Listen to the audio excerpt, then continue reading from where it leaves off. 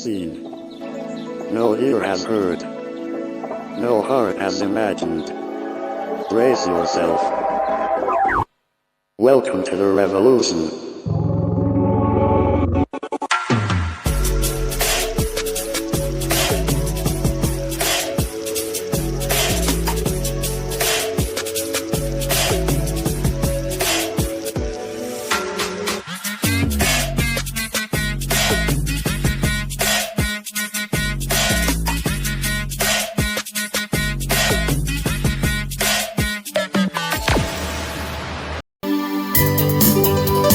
एक साथ ताली बजाते हुए उसको आराधना करेंगे।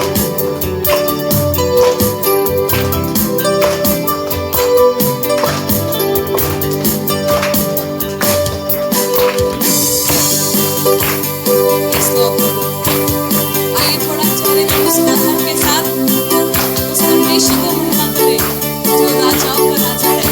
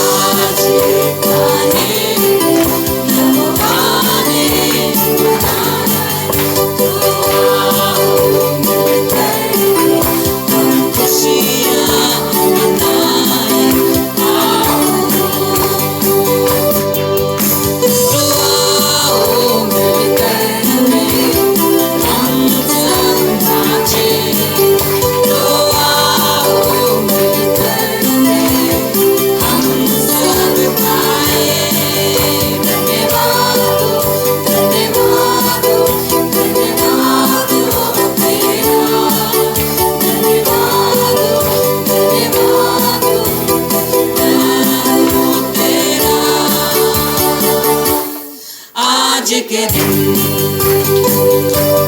मैं हूँ तेरा,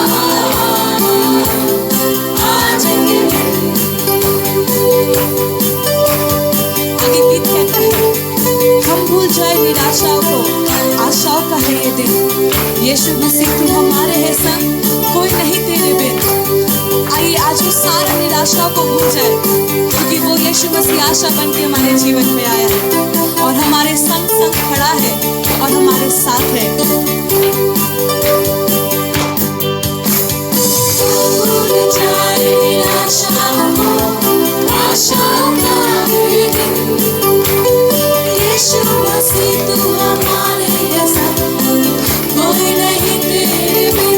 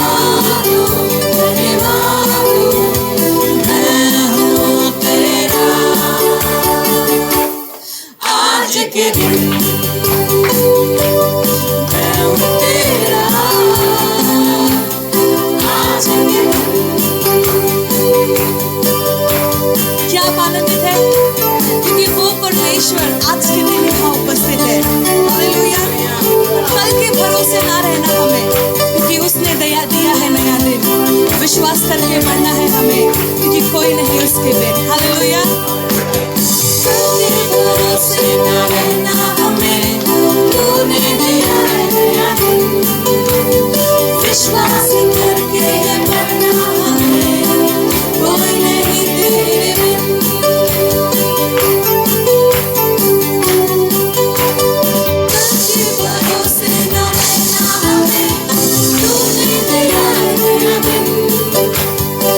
विश्वास करके बढ़ना हमें, कोई नहीं तेरे बिन आज के दिन।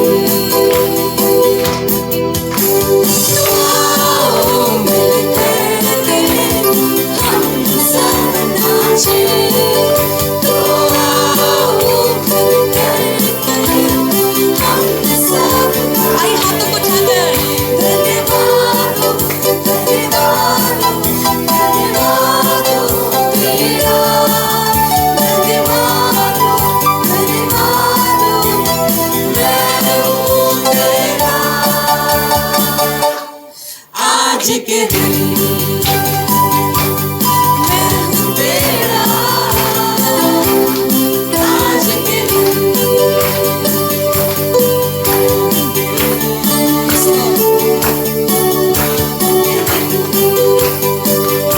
लॉर्ड आइए मिलकर धन्यवाद करें।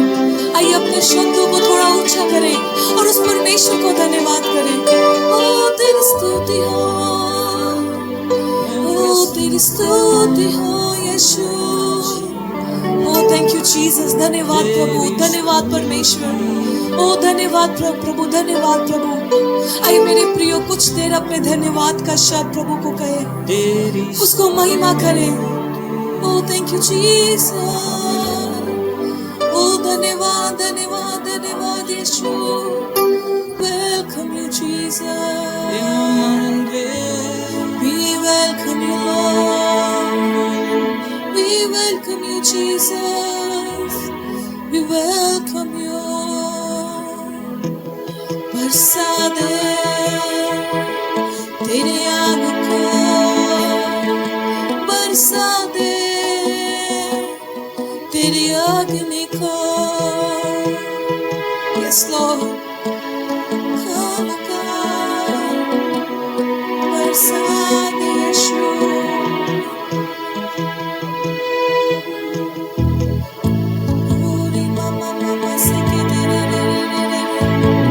आइए मेरे को सच्ची आराधना यीशु को दे। स्वागत करें उसको, कहे उसे फिर से वो आग बरसा दे प्रभु, फिर से वो तूफान मेरे जीवन में आने दे।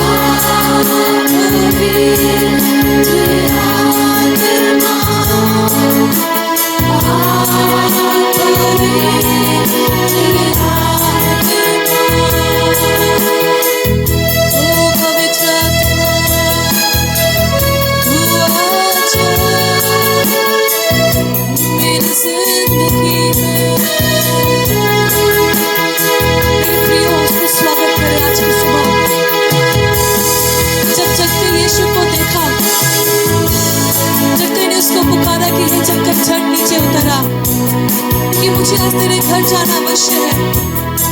जक्के ने वहां पे ना नहीं कहा, पर यीशु को अपने घर पे स्वागत किया। मेरे प्रियो, जब जक्कई ने स्वागत किया, उसके घर पे उद्धार आ गया, उसका जीवन आसान हो गया। आज वो खराब है, आज वो मंदिर आप है मेरे प्रियो। आज उसको स्वागत करें अपने जीवन में। आइए फिर से जब हम इस गीत को गाते हैं, आज अपने आप को खोल दीजिए मेरे प्रियो। वो पवित्र आत्मा आज अद्भुत काम करने पर इस जगह पे है।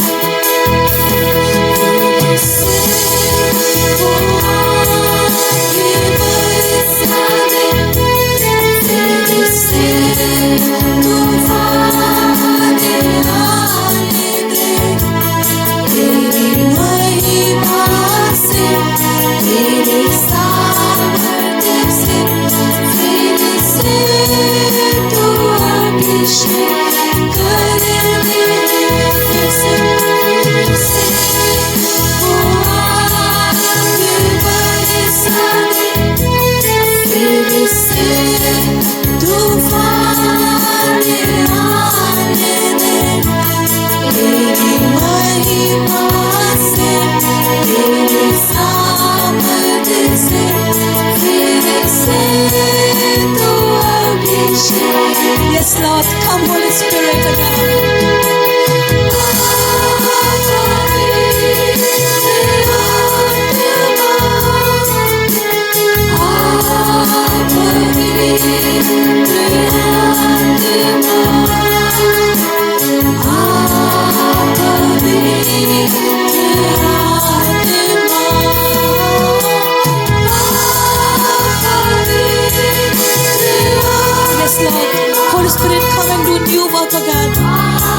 ओ प्रभु, तू आके नया कार्य कर। Yes Lord, yes Lord.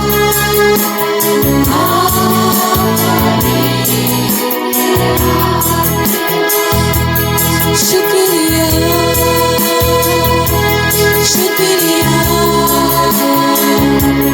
शुक्रिया तेरा, शुक्रिया। इसको शुक्रिया कहे, शुक्रिया, शुक्रिया यीशु तेरा।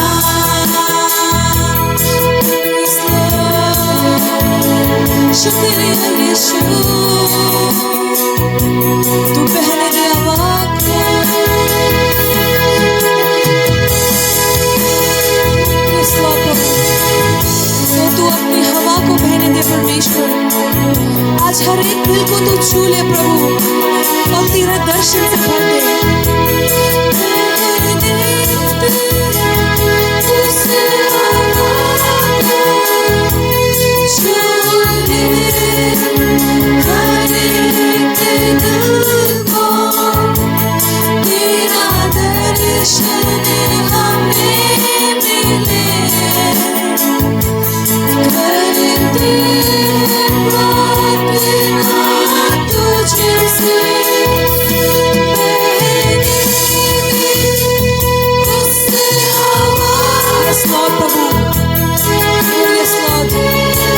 छूले प्रभु हर एक दिल को। ओ री बाबा बाबा से के तेरे, ओ सखा कला रामा से तेरे, ओ री बाबा बाबा से के तेरे बंदे। तेरी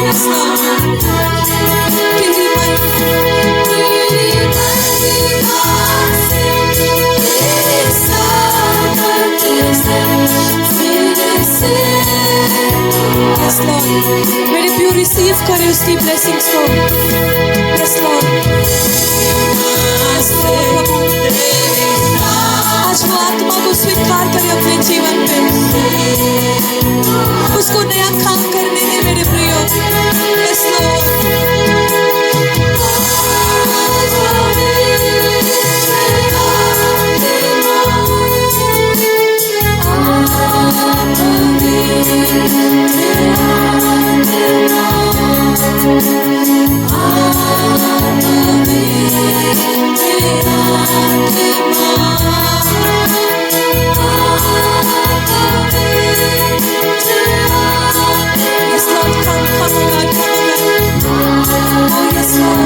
ओ शिखरा बाबा से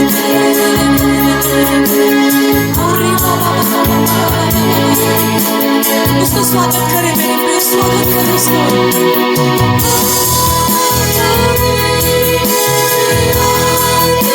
Yes, Lord, come. प्रभु आज हर एक चीज की आत्मा शिक्षा से दूर कर दे प्रभु। आज हर एक कठोर हृदय यीशु के नाम से दूर हो जाए। ओ प्रभु आपका छुटकारा को रिलीज करते हैं परमेश्वर। ओ राबा बाबा से के दे ले रे, ओ रीबा बाबा से के दे ले रे रे रे रे रे। अरे मेरे प्रिय कुछ देर अन्य भाषा में इसको आराधना करें। आज अपना छुटकारा को रिसीव करें मेरे प्रियो। आज चुप ना रहे, क्योंकि अगर आप चुप रहेंगे पत्थर भी उठेगा। ओ रे बाबा बाबा बाबा से ले ले ले ले ले ले ले। ओ रे बाबा बाबा से के ले ले ले ले ले ले ले ले। सखा बाबा बाबा से ले ले ले ले ले ले। ओ रे बाबा शरीया बाबा। Oh yes Lord, you do your miracle, तू नया काम कर। शिखरा बाबा बाबा ओ छूले पवित्र आत्मा, ओ ताकि हम पहले के समान न रहे। तेरी उपस्थिति में आराधना करे। ओ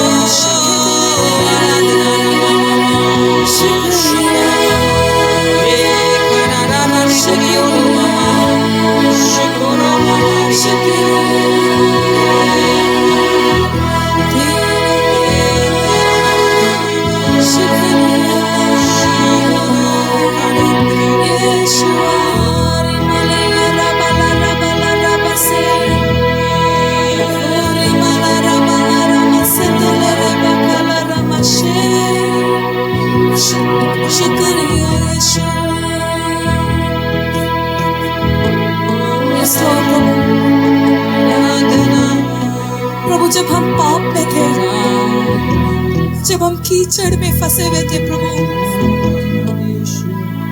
उसी समय परमेश्वर तूने हमारे लिए अपने जीवन को दे दिया। प्रभु आज शुक्रिया कहते हैं प्रभु, आज शुक्रिया कहते हैं प्रभु, क्योंकि प्रभु अगर हम जब पाप में थे, अगर तुम्हारे लिए अपना प्राण को नहीं देता परमेश्वर, तो आज हम जीवित ना पाए जाते। पर थैंक यू जीसस कि तूने हमारे लिए अपना जीवन दिया। धन्यवाद प्रभु कि तूने हमारे लिए अपने प्राणों को त्याग दिया। धन्यवाद प्रभु कि तूने अपना सब आराम हमारे लिए छोड़ दिया। प्रभु मेरे प्रिय, क्या कुछ नहीं है जिससे हम परमेश्वर को धन्यवाद करें, पर सबसे बड़ा है कि उसने अपना जीवन हमारे लिए दे दिया। आज आइए हम अपना जीवन उसको समर्पण कर दें।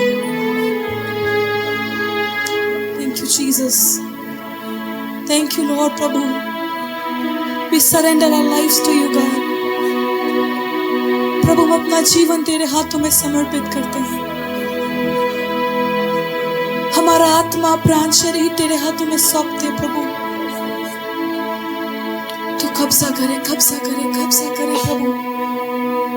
थैंक यू जीसस, धन्यवाद परमेश्वर। Thank you Lord, thank you Jesus, धन्यवाद प्रभु। Thank you Jesus.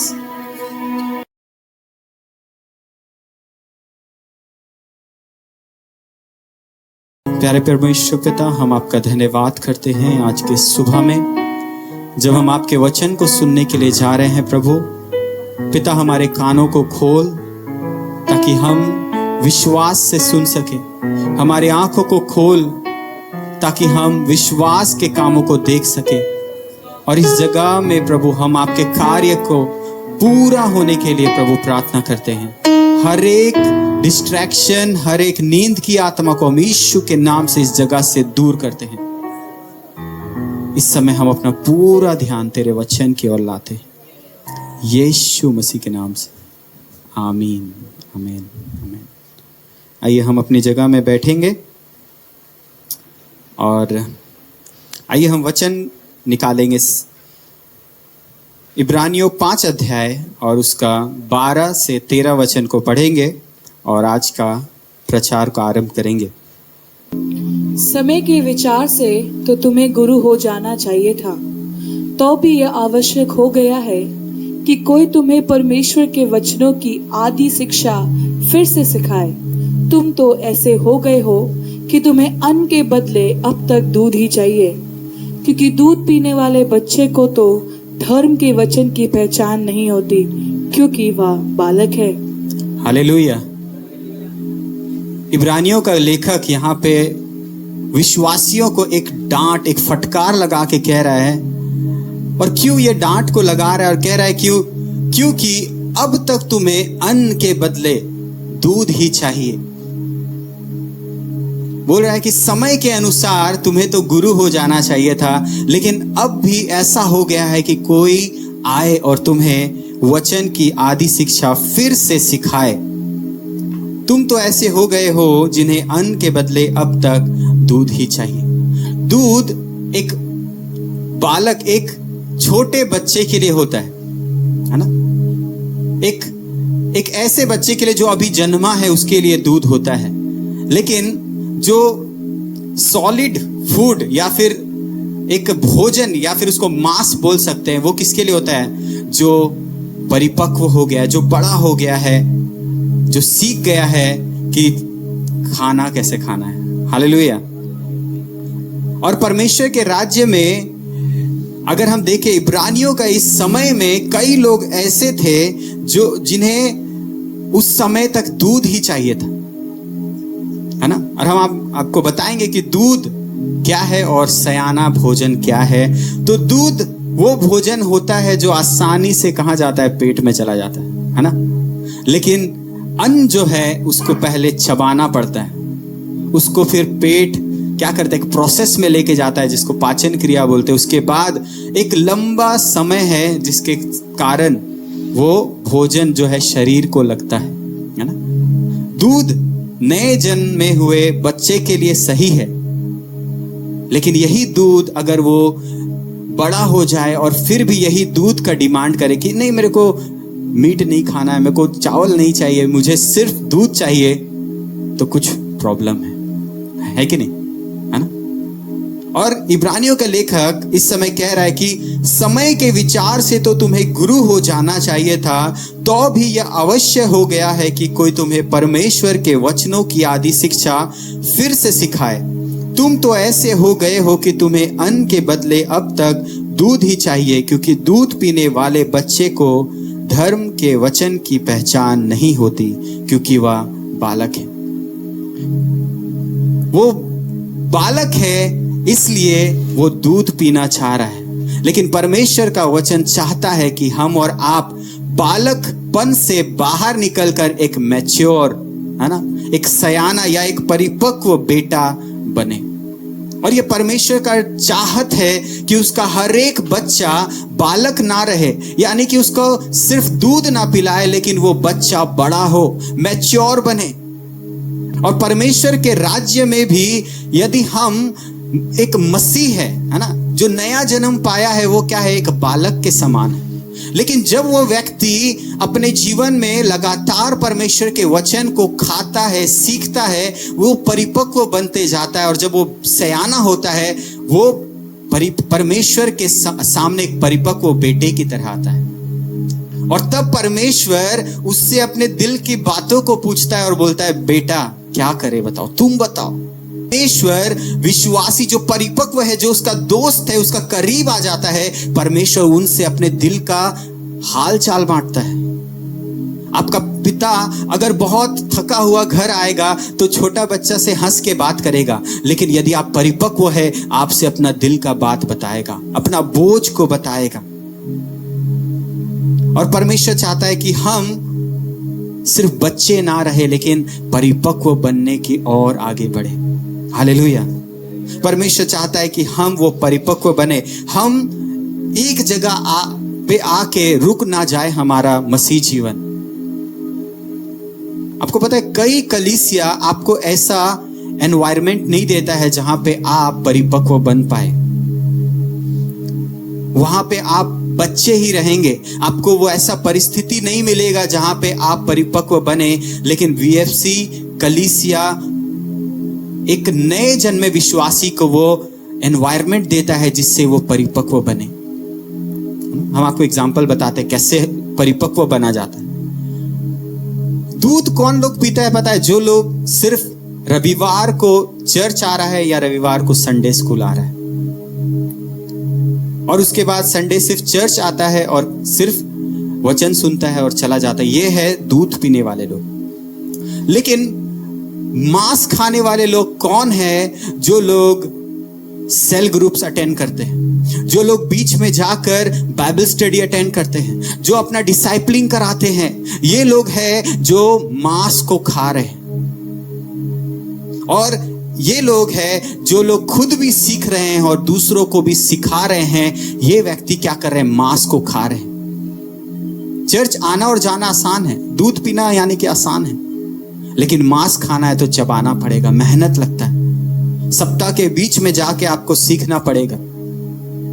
आपको पता है हर एक छोटा बच्चा जब पैदा होता है उसके लिए दूध ही है जो सबसे क्या बोलते हैं, वही पिलाना रहता है ना। हर एक छोटा बच्चा को कहा जाता है 6 महीने तक उनको माँ का दूध पिलाया जाता है। और एक नया विश्वासी भी जब आत्मा में जन्म लेता है उसको दूध ही पिलाना है, यानी कि उसको राज्य का बेसिक शिक्षा देना है। और जब वो व्यक्ति सीख जाता है कि परमेश्वर कौन है और उद्धार क्या है, पाप क्या है, उसके बाद उस व्यक्ति को परिपक्व शिक्षा लेना चाहिए। हम लोग सिर्फ उद्धार पा के रुक ना जाए, हम लोग उसके बाद उस परिपक्व शिक्षा को लेकर परिपक्व बनते जाए। मेरा भी उद्धार हुआ 2016 में जब मैंने प्रभु को ग्रहण किया। मैंने नया जन्म पाया और उसके बाद मैं कलीसिया जाने लगा। सिर्फ रविवार को जाता था, फिर बाइबल स्टडी ज्वाइन किया, सेल ग्रुप्स ज्वाइन किया। उसके बाद मुझे संडे स्कूल का टीचर बनाया गया। उसके बाद मुझे संडे स्कूल के टीचर के बाद सेल ग्रुप का लीडर बनाया गया। उसके बाद कलीसिया का अगुवा बनाया गया। और यहीं पर हम नहीं रुकेंगे, अब इसके बाद भी आगे बढ़ते जाना है। हालेलुया, है ना। तो हमारा जीवन में भी बेसिक शुरुआत कहां से होता है? जब हम कलीसिया आते हैं। लेकिन उसके बाद वहीं सिर्फ कलीसिया आने जाने वाला नहीं बनना है, उसके बाद आपको लगातार अपना जीवन में बढ़ते जाना है। समझ रहे हैं? समझ रहे हैं? आसान है समझने के लिए। इसीलिए इब्रानियों का लेखक उस समय की कलीसिया को डांट लगा रहा था, फटकार लगा रहा था और बोल रहा था कि तुम जिस दशा में हो तुम उसी दशा में क्यों रहना चाहते हो। आज कई विश्वासी उद्धार पाकर सिर्फ उद्धार पाया हुआ व्यक्ति बनकर रहना चाहता है। आपको पता है सिर्फ उद्धार पाना कहानी का एंड नहीं है। जिस दिन हम उद्धार पाते वो हमारा शुरुआत है। हालेलुया, वो पहला सीढ़ी है जहां से एक लंबा यात्रा शुरू होता है। और कई चर्चेस और कई कलीसियाओं में लोग उद्धार पाने के बाद, टिकट कंफर्म होने के बाद बैठे रहते हैं। लेकिन वीएफसी कलीसिया उद्धार पाने के बाद दौड़ना सिखाता है। हालेलुया। और यहां पर इब्रानी का लेखक बोल रहा है संतुष्ट मत रहो, तुम बालक की दशा में संतुष्ट मत रहो, तुम परिपक्व बनो। तुम एक सयाना, एक परिपक्व बेटा की तरह बात करना सीखो, एक सयाना बेटा की तरह चलना सीखो, बोलना सीखो, विश्वासियों को उत्साहित करना सीखो, है ना। पौलुस, संत पौलुस, जब उनको प्रभु ने बुलाया उन्होंने कहा मैं संतुष्ट नहीं हूं, मैं नहीं पाया हूं अभी तक, है ना। फिलिपियो 3 का 12 से 14 में अगर देखें तो वहां पे पौलुस कहता है यह मतलब नहीं कि मैं पा चुका हूं, लेकिन मैं पिछला चीजों को भूलकर आगे की ओर दौड़ा चला जा रहा हूं। यानी कि मसीह जीवन सिर्फ उद्धार पाने तक सीमित नहीं है, इसके बाद आपको लगातार दौड़ते रहना है। कई चीजें हैं जिनको अपने जीवन में आपको जीतना है, कब्जा करना है। कई बार हम सोचते हैं मसीह जीवन में उद्धार मिल गया बस काफी है, लेकिन ये स्टार्ट है ना। यहोशू 18 का 2 और 3 को पढ़। और इजरायलियों में से 7 गोत्रों के लोग अपना अपना भाग बिना पाए रह गए थे। तब यहोशू ने इजरायलियों से कहा, जो देश तुम्हारे पूर्वजों के परमेश्वर यहोवा ने तुम्हें दिया है, उसे अपने अधिकार में कर लेने में तुम कब तक ढिलाई करते रहोगे? यहाँ पे परमेश्वर का वचन कह रहा है कि 7 ऐसा गोत्र था जिन्होंने अब तक अपना विरासत को हासिल नहीं किया था, और परमेश्वर उनको बोल रहा है कि तुम कब तक इसे ले लेने में ढिलाई करोगे। अगर आप देखें तो वहां पे लिखा है परमेश्वर ने उन्हें दे दिया था, परमेश्वर ने उनको दे दिया है, लेकिन अब भी वो लोग क्या है, ढिलाई कर रहा है अपना जीवन में उस चीज को पाने के लिए, उस चीज को ले लेने के लिए। और कई बार हमारा विश्वासी जीवन में भी कई बार परमेश्वर हर वो चीज पर जिसमें आपको लग रहा है मेरे को परमेश्वर जीत नहीं दिया है, परमेश्वर बोल रहा है मैंने तो तुम्हें जय दे दिया है, मैंने तो तुम्हारे लिए वो लड़ाई को जीत लिया है, लेकिन तुम कब तक उसको जीतने में ढिलाई करोगे? हालेलुया। कई बार कई विश्वासी कई साल से उद्धार पाने के बाद भी आज भी देखिए वही सेम आदत, हैबिट, वही एडिक्शन का शिकार अभी भी है, वही जीवन में आदत चली रहा है, वही पुराना स्वभाव पुराना आदत जीवन में जारी है। और परमेश्वर बोल रहा है ये तो मैंने तुम्हारे लिए पहले से जीत के दे दिया, तुम कब इसको कब्जा करोगे जाके? हालेलुया। परमेश्वर हमें जय दे दिया है, लेकिन हम हैं जो जय में चल नहीं पा रहे। परमेश्वर चाहता है कि हम जाकर उस पर कब्जा करें, हम जाकर उस पर कब्जा करें। और आज मैं आपको बताना चाहता हूं कि एक कुंजी, एक चाबी है जिससे आप अपना जीवन में हर एक वो चीज पर जय प्राप्त कर सकता है और एक परिपक्व बेटा बन सकता है जैसा परमेश्वर चाहता है कि आप बने। और उसके लिए आज इस वचन को ध्यान से सुनना होगा, है ना। इतना दूर तक इंट्रोडक्शन था, है ना। वचन अभी शुरू करेंगे।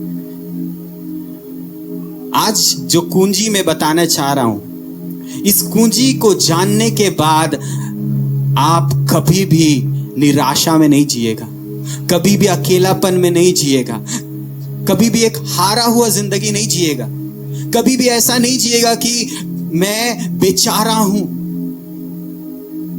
और परमेश्वर चाहता है कि आज का वचन आप पकड़ ले। वो बेचारापन का आत्मा, वो अकेलापन का आत्मा, वो मजबूरी का जो, है ना, हम लोग सोचते हैं हम तो मजबूर हैं, करना ही पड़ेगा क्योंकि ये आदत का हम गुलाम हो गए हैं। परमेश्वर ऐसा हर एक बंधन हमारा जीवन का आज खत्म करने चाह रहा है। हालेलुया। कैसे खत्म होगा मालूम है? चलिए आज का वचन को पढ़ेंगे। एक और वचन गलातियों 3 का 1 से लेकर 3 पद।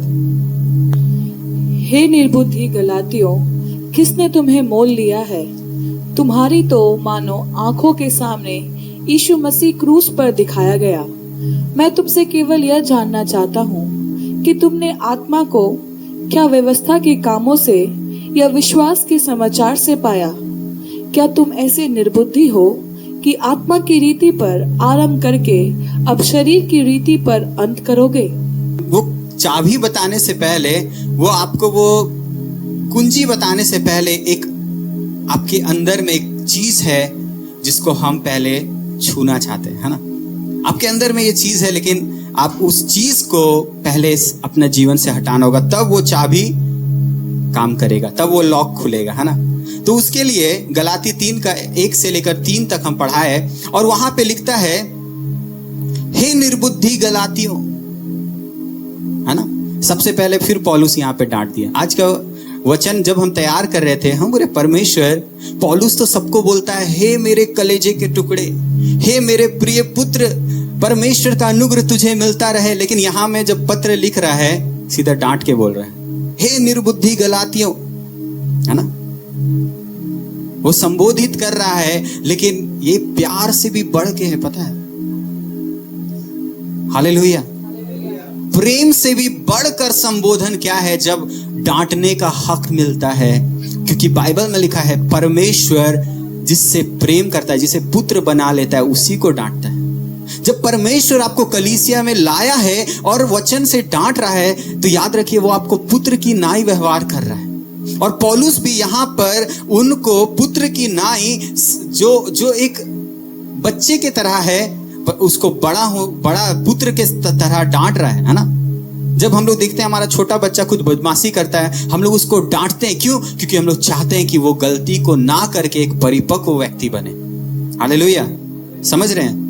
जब हमारे बच्चे गलती करते हैं, हम उनको करेक्ट करते हैं ताकि वो आगे को वैसी गलती ना करे और समाज में एक परिपक्व व्यक्ति की तरह दिखे। वैसे ही आत्मिक दुनिया के लिए भी पौलुस अपने बच्चे को यहाँ पे डांट रहा है, फटकार रहा है और बोल रहा है कि किसने तुम्हें मोह लिया? किसने तुम्हें मोह लिया? पौलुस बोल रहा है तुम वही कलीसिया हो जिसको मैंने शिक्षा दिया, जिसे मैंने बोया, जिसे मैंने सिखाया कि मसीह ने तुम्हारे लिए क्या क्या किया है ना। यहाँ पे लिखा है तुम्हारी तो मानो आंखों के सामने यीशु मसीह क्रूस पर दिखाया गया। वो बोल रहा है कि मैंने तो तुम्हें ऐसा खुला खुला प्रचार किया जिससे तुम्हें मालूम चल जाए कि यीशु मसीह ने तुम्हारे लिए क्या क्या किया है। लेकिन फिर भी क्या कारण है? किसने तुम्हें मोह लिया है? आपको पता है उस समय का भी कलीसिया में कुछ ऐसे लोग थे जो कलीसिया में झूठी शिक्षा को लेकर बांट रहे थे, और जिसके कारण कलीसिया में एक झूठा शिक्षा फैल गया। और पौलुस इसीलिए आके उनको बोल रहा है किसने तुम्हें मोह लिया? कौन है जिसने तुम्हें मोह लिया? और आज का समय में भी आप सोचिए, नए नियम की कलीसियाओं में जब झूठी शिक्षा आसानी से आ जा रहा था, आज का समय में भी कई कलीसियाओं में ऐसे झूठा शिक्षा आसानी से आ जा रहा है। आज का समय में भी कुछ लोग ऐसे होगा जो परमेश्वर के सामने से आपको मोह के ले जाना चाहता है। वो लोग का पहचान क्या है? वो लोग क्या करते हैं? तो वो लोग आपको मसीह के पास ले जाने के बारे में बोलकर आपको मसीह से दूर लेके चल जाते हैं। और कैसे करेंगे? तो कैसे सिखाते हैं वो लोग? दूसरा पद में लिखता है मैं तुमसे केवल यह जानना चाहता हूं कि तुमने आत्मा को क्या व्यवस्था के कामों से या विश्वास के समाचार से पाया? आपको पता है जो व्यक्ति आपको मसीह से मोह लेने आया है, वो आपको विश्वास के बारे में नहीं सिखाएगा कि विश्वास से हम स्वर्ग जा सकते हैं। वो आपको व्यवस्था के कामों के बारे में सिखाएगा। वो आपको सिखाएगा मूसा के बारे में। वो आपको सिखाएगा क्या करना चाहिए, क्या नहीं करना चाहिए। यानी कि बोलेगा ओढ़नी ढकना चाहिए कि नहीं ढकना चाहिए, है ना। कटनी का पर्व मनाना चाहिए कि नहीं मनाना चाहिए। आप देखिए यूट्यूब में भरा पड़ा है ये सब चीज, जहां पर झूठी शिक्षा, व्यवस्था की शिक्षाओं को दिया जा रहा है। और एक जन मेरे पास आया, मेरे को भी सिखाने लगी।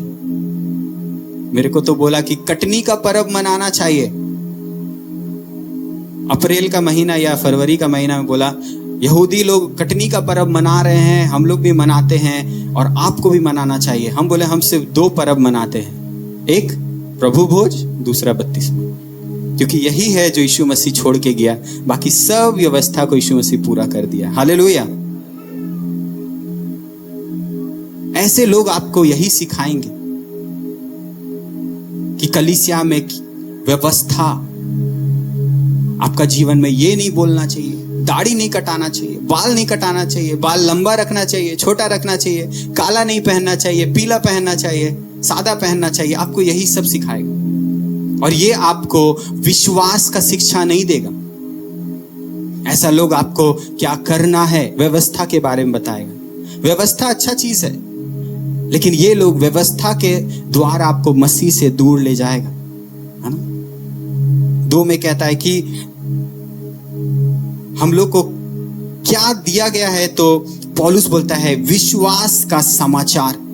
और विश्वास का समाचार क्या कहता है कि जो मनुष्य नहीं कर सकता था उसको परमेश्वर ने अपने पुत्र को भेजकर पूरा किया। हालेलुया। जो मनुष्य अपने जीवन काल में जीवन भर नहीं कर सकता था, वचन कहता है उसको परमेश्वर के इकलौते बेटे ने आकर पूरा किया। यह है विश्वास का सुसमाचार। मनुष्य कभी भी व्यवस्था पूरा नहीं कर सकता है, पूरा कभी नहीं कर सकता है। जितना व्यवस्था दिया गया है परमेश्वर का, वो मनुष्य पूरा नहीं कर सकता है। लेकिन बाइबल कहता है कि जो कोई यीशु मसीह पर विश्वास करता है उसको पूरा व्यवस्था के मानने के बराबर धार्मिकता दिया जाता है। हालेलुया। इसीलिए वो तीसरा पद में लिखता है, तुम ऐसे निर्बुद्धि हो कि आत्मा की रीति पर आरंभ करके अब शरीर की रीति पर अंत करोगे। उनको बोल रहा है, जब तुम यीशु मसीह को ग्रहण करने आए थे, तुमने किस पर विश्वास किया था? अपने काम पर या परमेश्वर के उस अनुग्रह पर, और आत्मा में जन्म पाया। लेकिन अब तुम आत्मा के जन्म को शरीर के कामों से तुलना करने लग गए हो। जिस दिन हम उद्धार के लिए परमेश्वर के पास गए थे, हम लोग पूरा समर्पण मेरा काम से हटाकर परमेश्वर के ऊपर निर्भर किए थे, याद है? लेकिन मसीह जीवन में जब हम चलने लगते हैं, कई बार हम अपने कामों को देखते हैं और सोचते हैं मेरा उद्धार चला तो नहीं है। यदि हम मनुष्य अपने आप से कर सकते तो यीशु मसीह को नहीं आना पड़ता। इसीलिए हमारा उद्धार विश्वास से हुआ है और यीशु मसीह के किए गए कार्य के ऊपर निर्भर है, ना कि मेरे कार्य के ऊपर। समझ रहे हैं? हमारा उद्धार मेरे काम से नहीं, पर यीशु मसीह के ऊपर मेरा भरोसा से हुआ है। तभी हम आत्मा के अनुसार चलेंगे। जब हम आत्मा उस परमेश्वर के काम को, उस अनुग्रह को स्वीकार करेंगे, तभी हमारा जीवन में आत्मा का काम होगा। आत्मा के अनुसार चलने पाएंगे। लेकिन जब हम अपने आप को देखेंगे, हम शरीर में चलने लगेंगे, है ना? इसीलिए चलने के समय अपने आप को मत देखिए, चलने के समय यीशु मसीह को देखिए। ये एक चीज है जो हमारा जीवन में होना चाहिए कि हम शरीर से ध्यान हटाकर परमेश्वर की ओर ध्यान लगाना सीखें। हमारा जीवन में हमारा ध्यान मेरा शरीर नहीं, मेरा काम नहीं, पर परमेश्वर के काम पर निर्भर होना चाहिए। यहां तक समझ में आ गया, है ना? यानी मेरा काम नहीं, अब मसीह का काम। तो अब मसीह का काम क्या है वो देखेंगे। गलातियों 2:20 और गलातियों 2:20 चलिए पढ़ते हैं। मैं मसीह के साथ क्रूस पर चढ़ाया गया हूँ। अब मैं जीवित ना रहा, पर मसीह मुझ में जीवित है। और मैं शरीर में अब जो जीवित हूँ, तो केवल उस विश्वास से जीवित हूँ जो परमेश्वर के पुत्र पर है, जिसने मुझसे प्रेम किया और मेरे लिए अपने आप को दे दिया। ठीक है, एक साथ हम लोग पढ़ सकते हैं एक बार ये वचन को। ठीक है, ये आपका घोषणा है ना? आज का वचन यही है। और आज का वचन का मेन जो की वर्स है ना, जो है वो ये है। और गलातियों 2:20, आइए हम लोग एक साथ मिलकर एक बार इसको घोषणा करेंगे परमेश्वर के सामने, स्वर्गदूत के सामने, है ना, शैतान की सेना के सामने और कलीसिया के सामने। चलिए एक साथ 1 2 3। मैं मसीह के साथ क्रूस पर चढ़ाया गया हूँ। अब मैं जीवित ना रहा, पर मसीह मुझ में जीवित है। और मैं शरीर में अब जो जीवित हूँ, तो केवल उस विश्वास से जीवित हूँ जो परमेश्वर के पुत्र पर है, जिसने मुझसे प्रेम किया और मेरे लिए अपने आप को दे दिया। हालेलुया। जब आप इस वचन को पढ़ेंगे, आपको पिछला वचन और गहराई से समझ में आएगा, है ना? क्यों पौलुस को डांटना पड़ रहा है उस कलीसिया को जो अपने शरीर के कामों पे ध्यान दे रहा है। और पौलुस यहाँ पे डांट के उनको बोल रहा है कि हे निर्बुद्धि, क्यों तुम अपने शरीर के कामों पर ध्यान लगा रहे हो? मसीह के काम पर ध्यान लगाओ। और पौलुस यहाँ पे बोल रहा है कि मैं मसीह के साथ क्रूस पर चढ़ाया गया हूं, है ना? पौलुस यीशु मसीह से कभी नहीं मिला। जब यीशु मसीह इस दुनिया में था, पौलुस कभी यीशु मसीह से नहीं मिला। और जब यीशु मसीह मारे गए, गाड़े गए, जी उठे, स्वर्ग चले गए, उसके कई दिनों के बाद पौलुस एक जगह जा रहा था और दमिश्क के जगह पर यीशु मसीह का साथ उसका आमना सामना हुआ। और जब मसीह यीशु के साथ उसका आमना सामना हुआ, उसने उद्धार पाया, उसने बपतिस्मा लिया। और जब इसने कलीसिया, गलातियों की कलीसिया को स्थापित किया, अब पौलुस उनको लिख रहा है। पवित्र आत्मा उसको प्रेरित किया, प्रकाशन दिया, और अब वो लिख रहा है कि मैं मसीह के साथ क्रूस पे चढ़ाया गया। वो फिजिकली नहीं चढ़ाने का बात कर रहा है कि मैं गया था और यरूशलेम में यीशु मसीह जिस तरह से क्रूसित हुआ, मैं भी उसके साथ में मरा, एक ही कीले पे दोनों मारे गए। नहीं, वो एक आत्मिक बात को कह रहा है। और इसे समझने के लिए भी हम आत्मिक तौर पे ही समझ पाएंगे कि मैं मसीह के साथ क्रूस पे चढ़ाया गया का क्या मतलब है। पौलुस नहीं बोल रहा कि मैं यीशु मसीह के साथ फिजिकली मरा, वो बोल रहा है कि जब यीशु मसीह मर रहा था, जब यीशु मसीह क्रूस का दुख सह रहा था, यीशु मसीह के अंदर मैं भी था। हालेलुया। जब यीशु मसीह क्रूस पर टंगा हुआ था, यीशु मसीह आपको लेकर भी उस क्रूस पर चढ़ा हुआ था। वो उस क्रूस पर आपका पुराना स्वभाव, आपका पाप का स्वभाव, आपका शरीर का आदत को लेकर भी मर रहा था। और यीशु मसीह जब कब्र पे गया, गाड़ा गया, वो उस समय भी आप उसके साथ गाड़े गए। और जब यीशु मसीह जी उठा, तो यीशु मसीह के साथ आप भी एक नए स्वभाव के साथ जिलाए गए। हालेलुया। वो मृत्युंजय का सामर्थ, वो जीत का, वो जय का स्वभाव के साथ परमेश्वर ने आपको जिंदा किया है। प्रभु के एक जन जिनका नाम जॉन पाइपर है ना, उन्होंने एक किताब लिखा था जिसका नाम है don't waste your life. Don't waste your life करके उन्होंने एक बुक लिखा था। और एक व्यक्ति जो कहीं दूर में उस किताब को लिया, और उस समय का बेस्ट सेलर बुक था, है ना। और उन्होंने किताब को लिखा, और एक व्यक्ति जब उस किताब को पढ़ रहा था, और उस भाई ने उसको चिट्ठी लिखा और बोला, पास्टर जी, मैं ये चिट्ठी आपको इसीलिए लिख रहा हूँ क्योंकि मैंने गलातियों 2:20 को बहुत गहराई से अपने जीवन में अध्ययन किया है। और ये इस किताब का नाम जो डोंट वेस्ट योर लाइफ है, मैं चाहता हूं कि इस किताब का नाम यदि डोंट वेस्ट हिज लाइफ होता तो बहुत अच्छा होता। आपको पता है इस छोटा सा बात में भी बहुत गहराई है। डोंट वेस्ट योर लाइफ का मतलब होता है अपने जीवन को बर्बाद मत करो, लेकिन डोंट वेस्ट हिज लाइफ का मतलब होता है यीशु मसीह के जीवन को बर्बाद मत करो। हालेलुया। और वो व्यक्ति गलातियों 2:20 से इतना प्रेरित था कि उसने कहा कि इसे इस तरह लिखने से इस किताब में कितना अच्छा होता। आपको पता है ये जीवन मेरा नहीं है कि हम इसको बर्बाद करें। जब आप यीशु मसीह के साथ मारे गए, गाड़े गए, जी उठे, तो अब ये जीवन मेरा नहीं है, ये यीशु मसीह का जीवन है। हालेलुया। और ये यीशु मसीह का जीवन है, तो डोंट वेस्ट हिज लाइफ। उसके जीवन को बर्बाद मत करिए। ये आपका जीवन नहीं है जो आप हर रविवार आ रहे हैं, जी रहे हैं, संसार में जा रहे, खा रहे। ये यीशु मसीह का जीवन है जिसको बर्बाद नहीं किया जा सकता है। ये उसका जीवन है। बाइबल कहता है कुरिन्थियों की किताब में कि क्या तुम नहीं जानते कि तुम अपने नहीं हो, तुम दाम देकर खरीद लिए गए हो। ये यीशु मसीह का जीवन है, ये मेरा जीवन नहीं है। जिस दिन हम यीशु मसीह को ग्रहण किया, स्वीकार किया, उसके बाद मेरा जीवन तो उसी दिन खत्म हो गया। ये मसीह का जीवन है।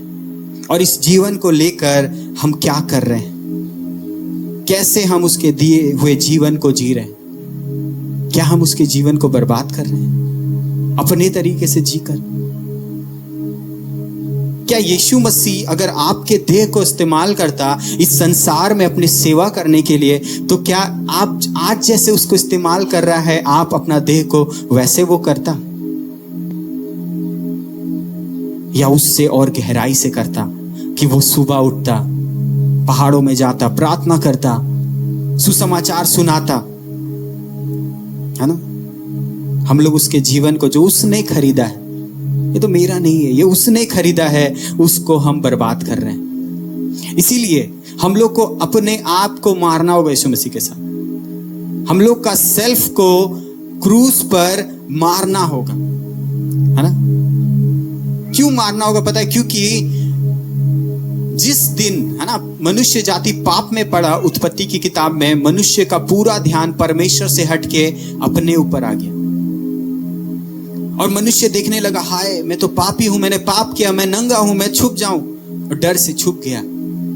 लेकिन मसीह आज चाहता है हमारा जीवन का पूरा ध्यान मेरे स्वयं से हटकर परमेश्वर के ऊपर चला जाए, उसके धार्मिकता के ऊपर चल जाए। मेरा पाप से मेरा ध्यान हटकर परमेश्वर की धार्मिकता के ऊपर लगा रहे। आपको पता है हमारा जीवन में अगर यीशु मसीह नहीं होगा तो हम लोग कुछ भी नहीं कर पाएंगे। यूहन्ना 15:5 में लिखा है ना, मैं दाखलता हूं तुम डालियां हो, जो मुझ में बना रहता है मैं उसमें, वो बहुत फल फलता है, क्योंकि मुझसे अलग होकर तुम कुछ भी नहीं कर सकते। आपको पता है कुछ भी का मतलब क्या होता है? कुछ भी नहीं कर पाएंगे आप। यीशु मसीह से अलग होने का मतलब जीवन में कुछ भी नहीं कर पाएंगे, लेकिन मसीह के साथ क्या क्या कर पाएंगे? फिलिपियों 4:13 में लिखता है, जो मुझे सामर्थ देता है उसमें मैं सब कुछ कर सकता हूं। हालेलुया। जब आप मसीह के साथ नहीं होते आप कुछ भी नहीं कर पाएंगे, लेकिन जब आप मसीह के साथ होंगे आप सब कुछ कर पाएंगे। इसीलिए पौलुस बोल रहा, मैं मसीह के साथ क्रूस पे चढ़ाया गया, यानी कि मेरा जीवन उसके साथ मर गया है और मेरा जीवन उसके साथ फिर से जिंदा हो गया है। हालेलुया। लेकिन कई बार कलीसिया आने के बाद भी हमारा ध्यान खुद पर भी रह सकता है। कलीसिया आने के बाद भी कई बार हम मसीह के ऊपर ध्यान नहीं देके अपना जीवन में ही सिर्फ अपने कामों पर ही ध्यान देते हैं। और इसका एक सुंदर उदाहरण यीशु मसीह दिया, जो कलीसिया आता है लेकिन खुद के ऊपर भरोसा रखता है। लूका 18:9 से लेकर 13 पद तक पढ़ेंगे। उसने उनसे जो अपने ऊपर भरोसा रखते थे कि हम धर्मी हैं और दूसरों को तुच्छ जानते थे, ये दृष्टांत कहा। 2 मनुष्य मंदिर में प्रार्थना करने के लिए गए, एक फरीसी था और दूसरा चुंगी लेने वाला। फरीसी खड़ा होकर अपने मन में यूं प्रार्थना करने लगा, हे परमेश्वर, मैं तेरा धन्यवाद करता हूँ कि मैं दूसरे मनुष्य के समान अंधेर करने वाला, अन्यायी और व्यभिचारी नहीं, और न इस चुंगी लेने वाले के समान हूँ। हाँ, ये व्यक्ति भी कलीसिया आया, वो व्यक्ति भी कलीसिया आया, लेकिन ये व्यक्ति जब कलीसिया आया, इसका प्रार्थना में हर बार एक शब्द आ रहा है जो रहा है मैं धन्यवाद करता हूँ कि मैं दूसरे मनुष्य से अंधेर करने वाला नहीं, मैं अन्यायी नहीं, मैं व्यभिचारी नहीं, मैं चुंगी लेने वाले के समान नहीं, है ना। उसके बाद आगे पढ़ेंगे 12 में लिखता है, मैं सप्ताह में 2 बार उपवास रखता हूँ, मैं अपने सब कमाई का दशवांश भी देता हूँ, है ना। ये व्यक्ति का बार बार शब्द में क्या आ रहा? मैं। और पौलुस कह रहा है इसी मैं को जाकर तुम क्रूस पे चढ़ा दो, है ना। मैं को हम लोग को क्रूस पे चढ़ाना है। बोलिए, मैं क्रूस पर चढ़ा देता हूं, है ना। 2 बार मैं हो गया फिर से हमें अपना सेल्फ को जाके क्रूस पे चढ़ाना है ना। लेकिन एक और व्यक्ति भी था जो कलीसिया आया, लिखा है, परंतु चुंगी लेने वाले ने दूर खड़े होकर स्वर्ग की ओर आंखें उठाना भी ना चाहा, वरन अपनी छाती पीट पीट कर कहा, हे परमेश्वर, मुझ पापी पर दया कर। आपको पता है वो व्यक्ति जो अपना पाप के ऊपर जो भरोसा नहीं कर रहा है कि मेरा गलत काम से या मेरा सही काम से, लेकिन सिर्फ परमेश्वर ही है जो मुझे स्वर्ग ले जा सकता है, परमेश्वर ही है जो मेरा बड़ा से बड़ा पाप को क्षमा कर सकता है, वो व्यक्ति ही है जो असल में अपने आप को मार रहा। जहां में आपका अच्छाई भी मायने नहीं रखता, जहां में आपके बुराई भी मायने नहीं रखता, वो जगह है जहां हम अपने आप को बलिदान कर रहे हैं। 14 पद में यीशु मसीह कहता है, मैं तुमसे कहता हूं कि वह दूसरा नहीं परंतु यही मनुष्य धर्मी ठहराया जाकर अपने घर गया, क्योंकि जो कोई अपने आप को बड़ा बनाएगा वह छोटा किया जाएगा, और जो अपने आप को छोटा बनाएगा वह बड़ा किया जाएगा। परमेश्वर बोल रहा है, 2 व्यक्ति कलीसिया आया, एक व्यक्ति कलीसिया आया और सोचा मैं हाथ उठाने का जरूरत नहीं है ना, मेरे को आराधना करने के टाइम घुटने पे आने का जरूरत नहीं है। वो अपने आप के बारे में सोच रहा था, अरे मैं वचन तो जानता हूं, मुझे ध्यान से सुनने का भी जरूरत नहीं है, मुझे आगे आके समर्पण करने का जरूरत नहीं है।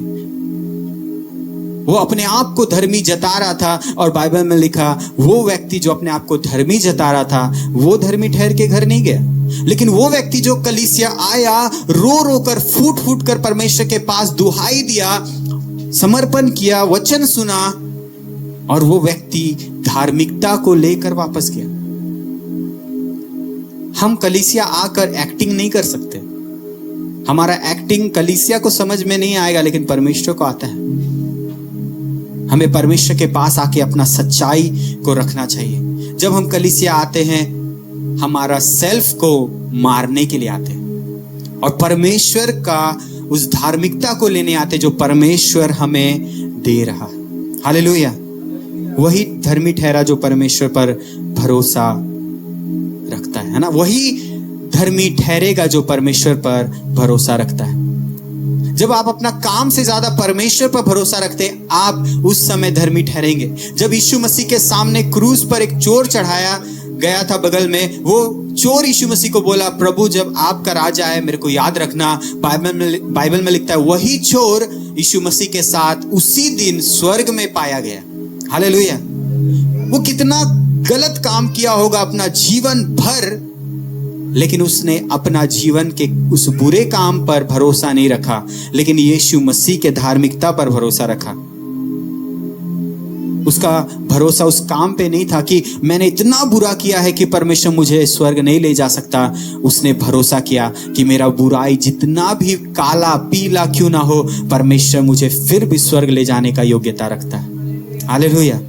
आपका गलत काम चाहे कितना भी बुरा हो, जितना भी बड़ा गहरा अंधकार में आपने क्यों ना किया हो, मसीह यीशु का लहू आपके उस सारे पाप को मिटाने का ताकत रखता है। उस लहू को पहचानिए और अपने काम पर, अपने अच्छाई पर भी भरोसा मत करिए कि मैं अच्छा हूं तो मैं स्वर्ग चला जाऊंगा अपने आप।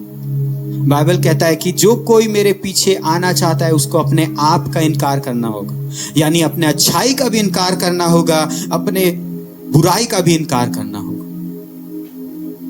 यदि हम यीशु के पीछे चलना चाहते हैं तो खुद का इनकार करना सीखना पड़ेगा। लेकिन आज का जनरेशन में पता है एक चीज प्रॉब्लम है, हम लोग खुद का इनकार करने के जगह ना यीशु का इनकार कर देते हैं, है ना। यीशु का इनकार कर देते हैं। जब यीशु मसीह बोला तुम खुद का इनकार करो, हम लोग खुद के जगह यीशु का इनकार करते हैं। कैसे करते हैं? जब हमारे फ्रेंड्स के पास जब हम जाते हैं, फ्रेंड्स बोलते चलो ना वहां चलते हैं जहां बुराई का काम करने जा रहे हैं। हम लोग वहां नहीं बोलते हैं कि हम यीशु मसीह का बेटा है, हम नहीं जाएंगे, हम परमेश्वर का बेटा है, हम पवित्र व्यक्ति है, हम गलत जगह नहीं जाएंगे। हम लोग उस जगह इनकार नहीं करते हैं और यीशु बगल में खड़ा रहता है, आपके अंदर खड़ा रहता है और आप बोलते हैं रुक जाइए यीशु मसीह, हम आके आते हैं, थोड़ा घूम के आते हैं। बुराई को देखने के समय हम खुद का इनकार नहीं करते, मसीह का इनकार करते हैं। प्रभु थोड़ा देर हम देख लेते हैं, फिर हम खुद का इनकार करना सीखना है। चाहे ऑफिस में है, चाहे अकेले में है, हमें खुद का इनकार करना है। क्या होगा अगर हम खुद का इनकार नहीं करेंगे? एक बड़ा भयानक बात बाइबल में लिखा है और ये डराने के लिए नहीं है, पर ये यीशु मसीह का शब्द है जो चेलों ने सीखा। चेलों ने पौलुस को सिखाया, पौलुस ने तीमुथियुस को सिखाया और वही आज मैं आपको बताना चाहता हूं। दूसरा तीमुथियुस 2 का 11 और 12। ये बात सच है, ये बात 100% सच है कि यदि हम उसके साथ मर गए, यदि वो कोई भी व्यक्ति उसके साथ मर गया है तो उसके साथ जिएंगे, उसके साथ जिएगा भी। हालेलुया। यदि आप मर नहीं रहा अपना जीवन में, अपने आप को मार नहीं रहा है, आप नहीं जिंदा रहेगा अनंत काल तक। जो व्यक्ति उसके साथ अपने आप को मारेगा, अपने आदत को मारेगा, अपने चाहतों को मारेगा। हर एक चाहत बुरा नहीं होता है, लेकिन उस बुराई की चाहत को यदि आप यीशु मसीह के साथ अपने आप का इनकार कर रहे हैं और उसके साथ मर रहे हैं, बाइबल में लिखता है जो कोई उसके साथ मर गया है तो उसके साथ जिएगा भी। आगे, यदि हम धीरज से सहते रहेंगे तो उसके साथ राज्य भी करेंगे। यदि हम उसका इनकार करेंगे तो वह भी हमारा इनकार करेगा। बाइबल साफ है, बोल रहा जो व्यक्ति उसका इनकार करेगा, यीशु मसीह बोल रहा मैं भी उसका इनकार करूंगा। इसीलिए केयरफुल होना है। कई जगह में हम मसीह होने से भी इनकार कर देते हैं। अगर अपने परिवार में एक लौता विश्वासी है और परिवार वाला पूछेगा कहाँ गया था, चर्च गया था, हम लोग बोलते हैं नहीं चर्च नहीं गया था, ये तो दोस्त के घर से आ रहे हैं। यदि हम मसीह होने पर भी अपने आप को यदि गवाह नहीं बन रहे हैं, चुप चुप वाला विश्वासी बन रहे हैं, आपको पता है चुप चुप वाला विश्वासी नहीं होता है कोई। हम लोग को परमेश्वर गवाह बनने बुलाया। हम लोग चुपचाप वाला विश्वासी नहीं बन सकते हैं। क्या हम कोई ऐसा, आप सोचिए एक लड़का है, वो लड़की को बोल रहा है कि सुनो ना, हम तुम्हारे साथ शादी करेंगे लेकिन किसी को मत बताना कि हम लोग शादीशुदा हैं। क्या ये सही है? हाँ बोलिए, गलत है ना?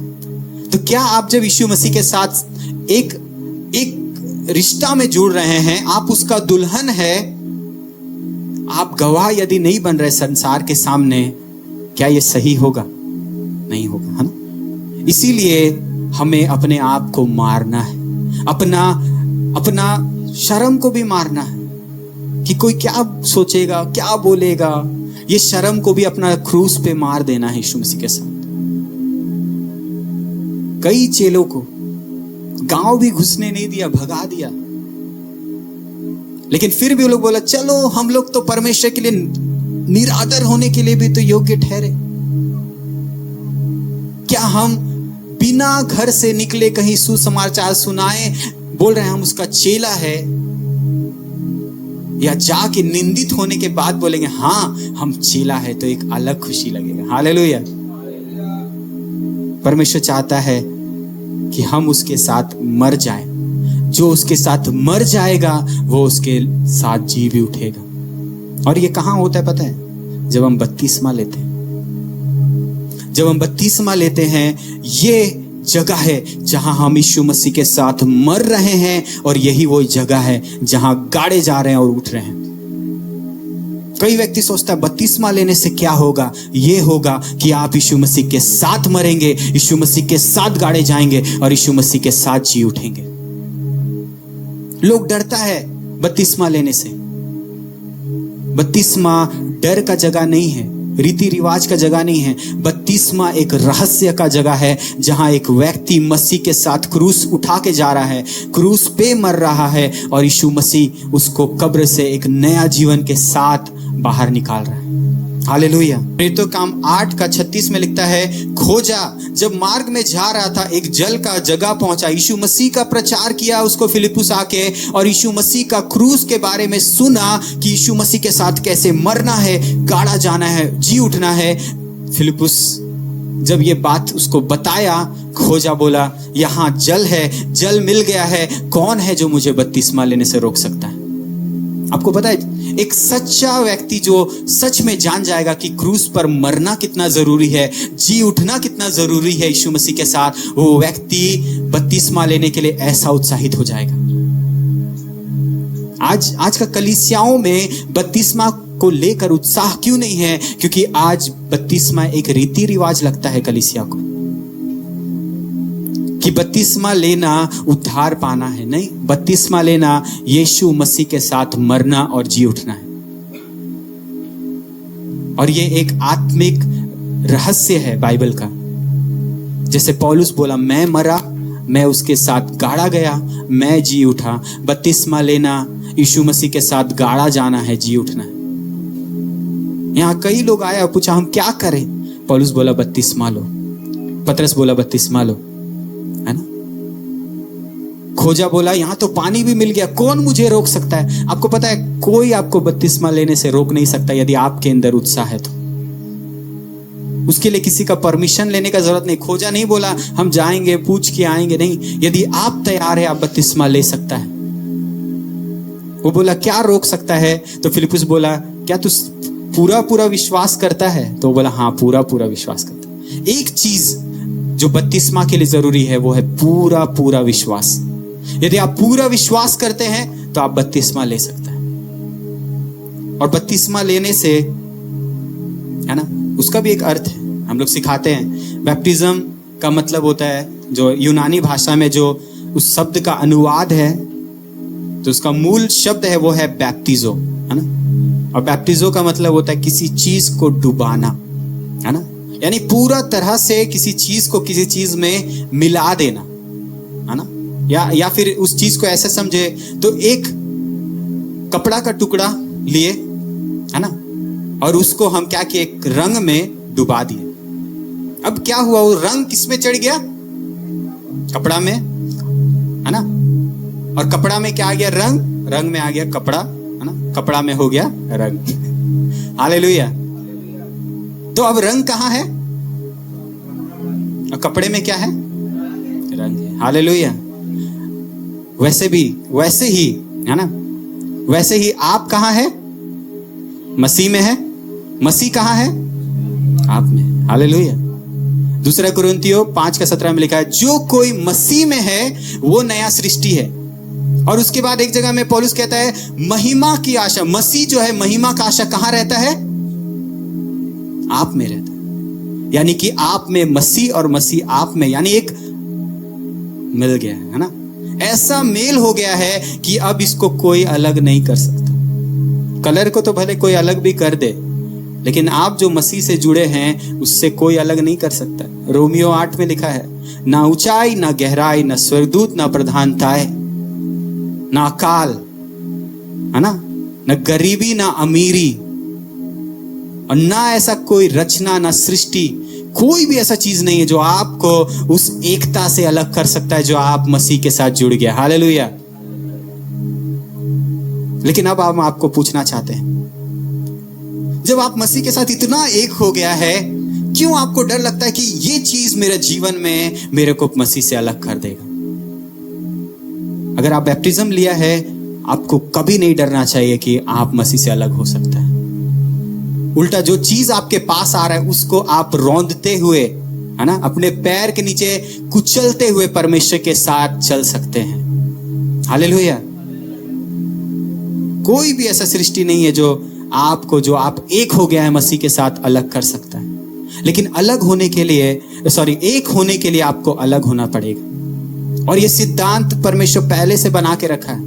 इसीलिए बोला मनुष्य अपने माता पिता से अलग होकर अपने पत्नी के साथ जाके मिले रहेगा। क्यों? क्योंकि परमेश्वर जानता है किसी एक से एक होने के लिए किसी से अलग होना पड़ता है। मसीह से एक होने के लिए आपको पुराना जीवन से अलग होना पड़ेगा। उससे अलगाव के लिए आपको क्रूस चाहिए, क्रूस पे मरना पड़ेगा, तब आप जाके मसीह से एक हो सकता है।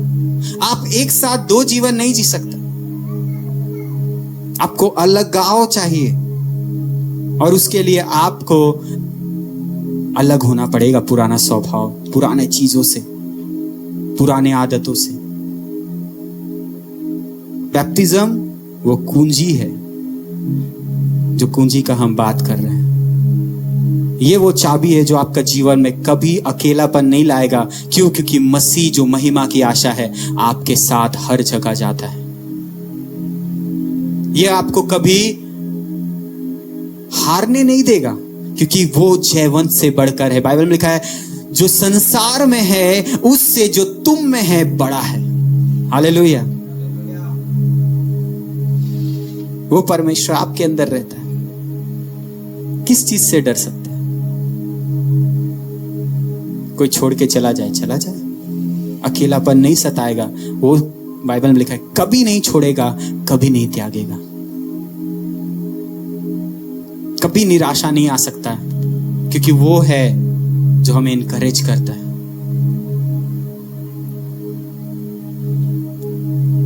कभी ना पराजय, ना निराशा, ना हार, ना अकेलापन, ना एडिक्शन, आदत।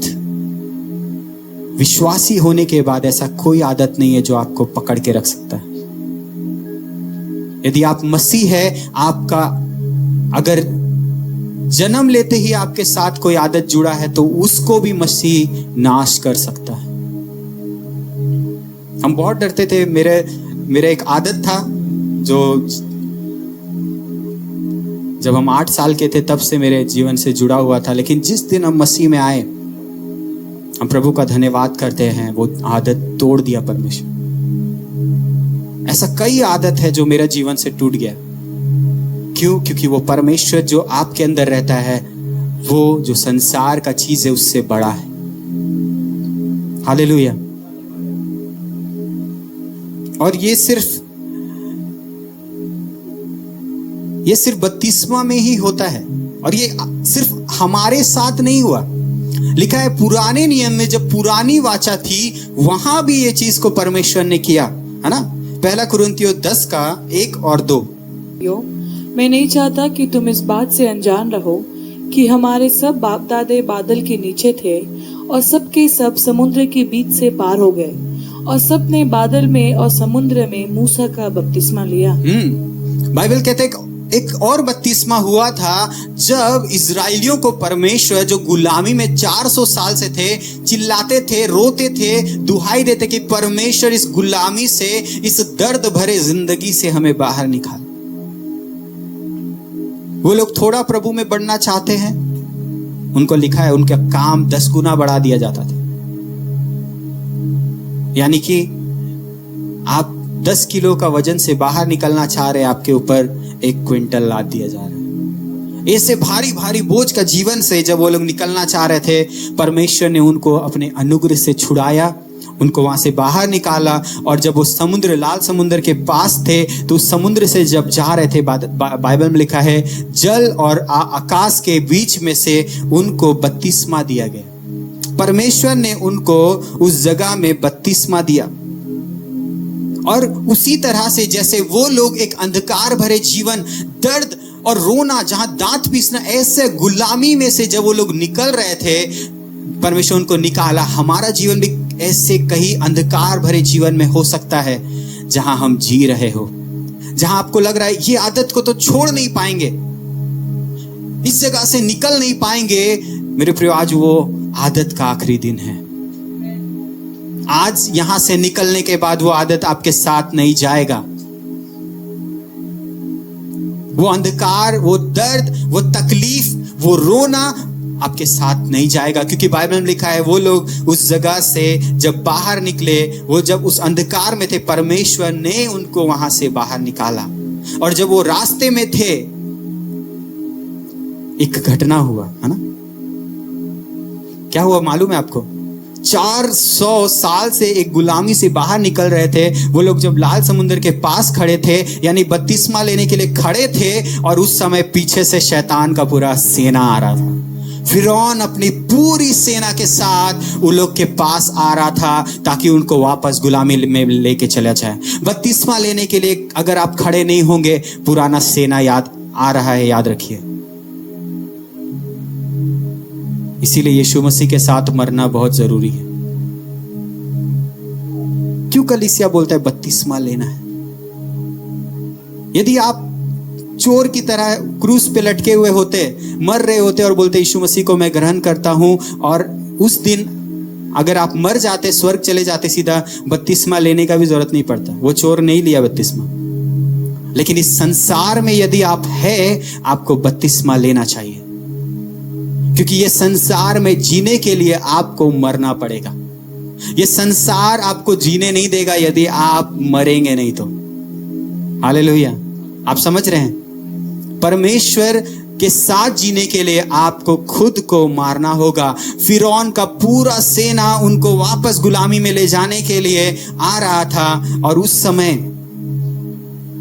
जब उनका पुराना जीवन, पुराना नेचर उनको वापस ले जाने के लिए आ रहा था। याद रखिए, आप सोचिए, आप बपतिस्मा के लिए खड़े हैं और पूरा शैतान का सेना, वही आदतों को जो आप अपना जीवन में, जिनको शर्म आता है लोगों को बोलने के लिए, जो किसी को बोल नहीं सकते, जो गुप्त में अंधेरे में किया है, जिसको किसी से बोलने में भी शर्म आता है, ऐसा चीजों को लेकर वो वापस आ रहा है कि आपको वापस वहीं ले जाए।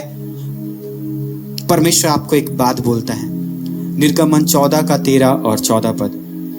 मूसा ने लोगों से कहा, डरो मत, डरो मत। परमेश्वर आपको एक बात बोल रहा है, याद रखिए, बोल रहा है कि डरो मत। खड़े खड़े वह उद्धार का काम देखो जो यहोवा आज तुम्हारे लिए करेगा। हालेलुया। परमेश्वर बोल रहा है आज ही तुम्हारे लिए कर देगा। इंतजार मत करिए मेरे प्रियो कि मेरे लिए 60 साल में हम आजाद होंगे, मेरे लिए जब हम मर जाएंगे तब सिद्ध होंगे। आज परमेश्वर आपको आजाद कर सकता है, चाहे कोई भी लत क्यों ना हो। उसके बाद क्या लिखा है? क्योंकि जिन मिस्रियों को तुम आज देखते हो, ठीक है, जिन मिस्रियों को, यानी कि जिन उन पुरानी चीजों को, तो आज यहाँ पे ऐसा बोल सकते हैं कि जिन आदतों को तुम आज देखते हो, उनको फिर कभी ना देखो, उनको फिर अपने जीवन में कभी नहीं देखने पाओगे। हालेलुया। जो भी आदत, जो भी चीज आपका जीवन में परिस्थिति है, परमेश्वर बोल रहा है जिनको तुम आज देखते हो, इससे तुम दोबारा कभी भी नहीं देखने पाओगे। यदि आज आप परमेश्वर के साथ मरने के लिए तैयार है, परमेश्वर बोल रहा है ये आदत कभी दोबारा तुम्हारे जीवन में नहीं आएगा, क्योंकि यहोवा आप ही तुम्हारे लिए लड़ेगा, इसलिए चुपचाप रहो। परमेश्वर बोल रहा है हम है जो तुम्हारे लिए लड़ेंगे, तुमको खुद के ऊपर भरोसा करके जाने की जरूरत नहीं है। हम है जो जा रहे हैं, जो तुम्हारे लिए लड़ेंगे। आपको पता है जब लाल समुंदर 2 भाग हुआ, वहां से वो लोग बपतिस्मा के लिए अंदर गए, यानी कि उस पानी में गए, और पानी से जब बाहर निकले और जैसे ही उनका बपतिस्मा हुआ, पानी से जैसे ही वो बाहर निकले, बाइबल में लिखा है उसी पानी पे फिरौन की सेना को परमेश्वर ने डुबा दिया। हालेलुया। बपतिस्मा के जिस पानी में आप डुबाए जा रहे हैं मेरे प्रियो, उसी पानी में आपके आदतों को डुबा दिया गया हमेशा के लिए, आपके स्वभाव को डुबा दिया गया हमेशा के लिए, दफन कर दिया गया है। वो आदत, वो चिंता, वो अकेलापन, वो बीमारी हमेशा के लिए दफन हो गया है। परमेश्वर बोल रहा है फिर कभी नहीं देख पाओगे। जब वो लोग पानी से बाहर निकल के मुड़ के देखा होगा, क्या दिखा उनको? कुछ नहीं दिखा। हर एक पुराना बात बीत गया। बाइबल में लिखा सब कुछ नया हो गया। उनका शत्रु जो उनका पीछा कर रहा था, उनको परमेश्वर ने हमेशा के लिए दफन कर दिया। जब वो पानी से बाहर निकले, कोई भी उनका पीछा नहीं कर रहा था। हालेलुया। आइए इस समय हम इस वचन के लिए धन्यवाद करें कि परमेश्वर ने सही समय पर इस वचन को भेजा, ताकि हम इस वचन के द्वारा आजाद हो। हर एक शैतान का झूठ यीशु के नाम से तोड़ दिया जाए। हम तेरे पुत्र है परमेश्वर, जो आजाद किए गए हैं, जो तेरे साथ मारे गए, गाड़े गए और जी उठे हैं परमेश्वर। और उसके सामर्थ्य को हमने आज सुना परमेश्वर, कि कोई भी ऐसा शत्रु नहीं है जो हमारे पीछे आ रहा है, क्योंकि हर एक वो शत्रु को तूने उस पानी में हमेशा के लिए दफन कर दिया है। हम धन्यवाद करते हैं। इस वचन के अनुसार हमें जीने के लिए मदद कर। यीशु मसीह सामर्थी नाम से प्रार्थना मांगते हैं। आमीन, आमीन।